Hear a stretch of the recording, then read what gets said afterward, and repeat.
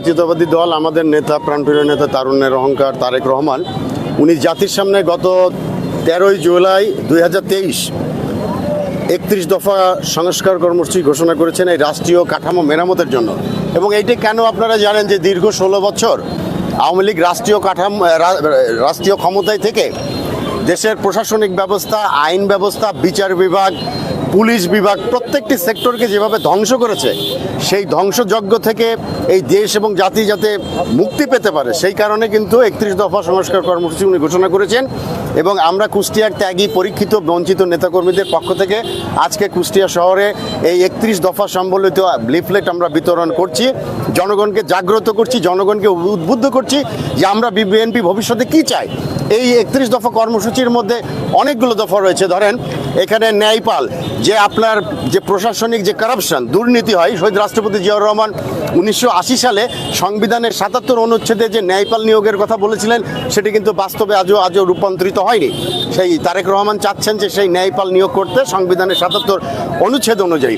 আরও নারীদের মর্যাদা, ধর্মীয় স্বাধীনতা এবং আপনার যে তথ্য ও প্রযুক্তির ব্যাপক ডেভেলপমেন্ট এবং আপনার আরও অনেক দফা রয়েছে যেটা জনগণের কল্যাণের জন্য উনি এই সংস্কার কর্মসূচি ঘোষণা করেছেন। এবং এগুলো যদি এবং পরপর 2 বছরে 2 টার্মের বেশি প্রধানমন্ত্রী থাকতে পারবে না, এই যে পজিটিভ যে দৃষ্টিভঙ্গি নিয়ে জননেতা তারেক রহমান জাতির সামনে এই 31 দফা কর্মসূচি ঘোষণা করেছেন, আমরা মনে করি যে বাংলাদেশের জনগণের কল্যাণ এই 31 দফা কর্মসূচির মধ্যে নিহিত রয়েছে। এবং এই 31 দফা কর্মসূচি যদি আমরা বাস্তবায়িত করতে পারি, বিএনপি রাষ্ট্রীয় ক্ষমতায় আসলে, তাহলে মনে হয় এই বাংলাদেশ বিশ্বের মানচিত্রে মাথা উঁচু করে একটি শক্তিশালী, অর্থনৈতিকভাবে সমৃদ্ধ, সাহসী জাতি হিসাবে বিশ্বের মানচিত্রে মাথা উঁচু করে দাঁড়াতে পারবে। এবং মুক্তিযোদ্ধাদের সম্মানের কথাও বলা হয়েছে এই 31 দফা কর্মসূচিতে। এই কারণে আমরা আজকে লিফলেট বিতরণ, কুষ্টিয়ার ত্যাগী, পরীক্ষিত এবং বঞ্চিত নেতাকর্মীরা আমরা রাজপথে, আপনারা জানেন, ঐক্যবদ্ধ রয়েছি। আমাদের একটি কমিটি হয়েছে কুষ্টিয়া জেলা বিএনপির কমিটি, সেই কমিটিতে অনেকগুলো ত্যাগী, পরীক্ষিত নেতাকর্মীদের যে অবমূল্যায়ন করা হয়েছে, তাদেরকে কমিটিতে রাখা হয় নাই, সিনিয়র জুনিয়রিটি মেনটেন না করে অপমানিত করা হয়েছে। এই কারণে আমরা কুষ্টিয়ার ত্যাগী, পরীক্ষিত, বঞ্চিত নেতাকর্মীরা আমরা একটি প্ল্যাটফর্মে দাঁড়িয়েছি, আমরা এর প্রতিবাদ করছি। সেই কমিটির ব্যানারেই কিন্তু আজকের এই লিফলেট বিতরণ কর্মসূচি এবং আমাদের এই চলমান সংগ্রাম অব্যাহত থাকবে। এবং আমরা তারেক রহমানের নেতৃত্বের প্রতি আস্থাশীল, কারণ বাংলাদেশের ভবিষ্যৎ কর্ণধার, বাংলাদেশের ভবিষ্যৎ রাষ্ট্রনায়ক, একদম leader of the next generation. এবং তারেক রহমান হচ্ছে is the source of our young leadership, young generation. সে আমাদের তারুণ্যের প্রতীক এবং আমাদের সমস্ত কিছু আশা ভরসার শেষ আশ্রয়স্থল। আমরা তার কাছে আবেদন নিবেদন জানাচ্ছি এবং তার নির্দেশে আমরা বাংলাদেশে, যেমন সারা বাংলাদেশে বিএনপির নেতাকর্মীরা প্রতিটি আন্দোলন, সংগ্রাম, লড়াই, যে কোনো কর্মসূচি পালন করায় তারা সিদ্ধ। এবং আমরা কুষ্টিয়াতেও কিন্তু তারেক রহমান নির্দেশ দিলে আমরা যে কোনো ধরনের কর্মসূচি আমাদের জীবন বাজি রেখে আমরা সেগুলো অতীতেও করেছি, বর্তমানেও করছি এবং ভবিষ্যতেও করব, এই আশাবাদ আমরা ব্যক্ত করছি আজকের এই লিফলেট বিতরণ কর্মসূচি। ধন্যবাদ। সদস্য জেলা কমিটিতে রয়েছেন, জেলা কমিটির পক্ষ থেকে কোনো প্রোগ্রাম আছে? জেলা বিএনপির পক্ষ থেকে আসলে জেলা বিএনপি এই প্রোগ্রাম কর্মসূচি করছে কিনা আমার জানা নেই, হয়তো করতে পারে, নাও করতে পারে, এটা তাদের ব্যক্তিগত ব্যাপার। কিন্তু আমরা অনুধাবন করেছি যে এই 31 দফা কর্মসূচি সম্বলিত এই লিফলেট জনগণের মধ্যে প্রচার করা উচিত, জনগণকে জানানো উচিত যে তারেক রহমান ভবিষ্যতে দেশ এবং জাতির জন্য কি চাইছে, কি করতে চাইছে, কি কল্যাণ নিহিত আছে এই 31 দফা কর্মসূচির মধ্যে। এগুলো জনগণকে জানিয়ে জনগণকে উদ্বুদ্ধ করতে চাই, অনুপ্রাণিত করতে চাই।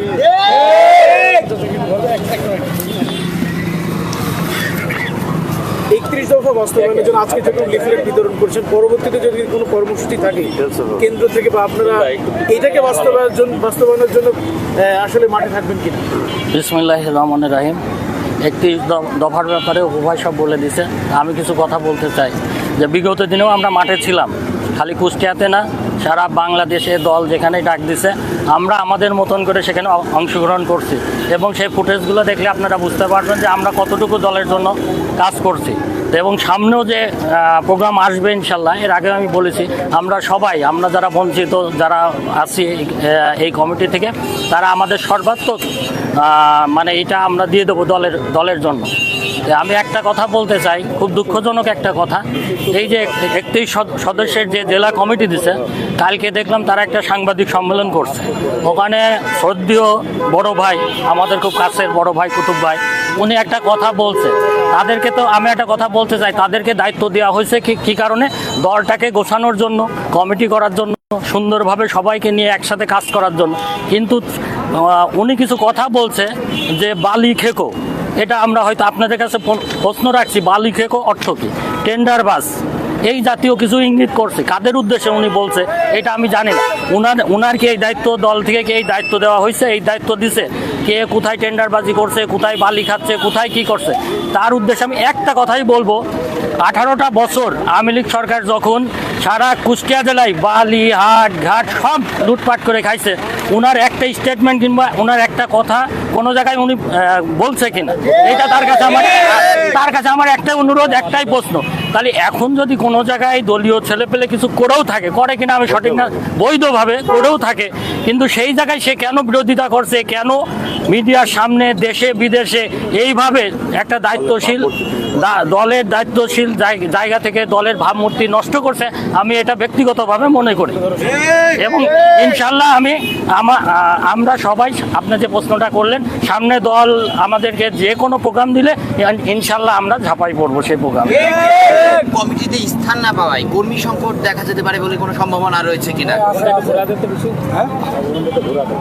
বললেন যে লাইভে দিছে নাকি, লাইভে দিছে না বলবেন যে না এই ধরনের না এই ধরনের কোনো কর্মী সংকট, আমরা তো দলের সাথেই আছি, ঠিক আছে না, যে কোনো প্রোগ্রাম আমরা আমাদের মতন বাস্তবায়ন করব, যেটা আমরা 6 তারিখে, ওনাদের সাথে আছে, কেউ আমাদের সাথে। হ্যাঁ, কেউ ওনাদের সাথে আছে, কেউ আমাদের সাথে আছে, এর সংকট হবে না ইনশাল্লাহ, সমস্যা হবে না ইনশাল্লাহ। বিএনপি এখন বিরাট বৃহত্তম দল এবং বিএনপির 16 বছর রাজনৈতিক আন্দোলনের মধ্য দিয়ে, খুনি হাসিনাকে পতনের মধ্য দিয়ে বাংলাদেশে এখন সবচাইতে বৃহত্তম এবং জনপ্রিয় রাজনৈতিক দল হচ্ছে বিএনপি। এমন কোনো গ্রাম, এমন কোনো পাড়া, এমন কোনো মহল্লা, ওয়ার্ড, ইউনিয়ন নেই যে যেখানে বিএনপির শত শত নেতাকর্মী নেই, সুতরাং কর্মী সংকটের কোনো সম্ভাবনা নেই। জনগণকে সচেতন করার স্বার্থে আজকে 5ই আগস্টের পরে যে সরকার গঠিত হয়েছে, সেই সরকার যে রাষ্ট্রের সংস্কারের কথা বলছে, এই চিন্তাটা শহীদ প্রেসিডেন্ট জিয়াউর রহমানের একমাত্র উত্তরসূরি জনাব তারেক রহমান কিন্তু জনগণের 1 বছর আগেই বলেছে। অতএব আমি মনে করি এই সংস্কার একটি চলমান প্রক্রিয়া, এই চলমান প্রক্রিয়ার অংশ হিসাবেই আজকে তারেক রহমান যে জনগণের মাঝে যে 31 দফা দিয়েছে, এটা যদি বাস্তবায়ন করা হয় তাহলে আর কোনো সংস্কার করা লাগবে না, এবং সংস্কার একটি চলমান প্রক্রিয়া, এটা চলতেই থাকবে। হ্যাঁ, এই প্রক্রিয়া আমি মনে করি যে হচ্ছে যত তাড়াতাড়ি সম্ভব একটি সুষ্ঠু নির্বাচনের ব্যবস্থা করা হোক, এবং নির্বাচিত যে সরকার আসবে তারা এই সংস্কার করবে। 31 দফায় কেমন সাড়া পাচ্ছে? হ্যাঁ, আমরা জনগণের মধ্যে বেশ সাড়া পাচ্ছি এবং জনগণ এটাকে ভালোভাবে নিচ্ছে। এবং এটা কি বাস্তবায়ন হবে বলে মনে করছেন? হ্যাঁ, যদি একটি নির্বাচিত সরকার আসে এবং তারেক রহমান আমি মনে করি আগামী দিনের রাষ্ট্রনায়ক এবং ক্ষমতায় আসলে সে অবশ্যই 31 দফা বাস্তবায়ন করবে।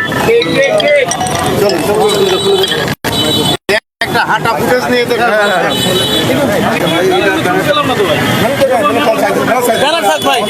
একটু লিফলেট বিতরণ করে দেন ভাই।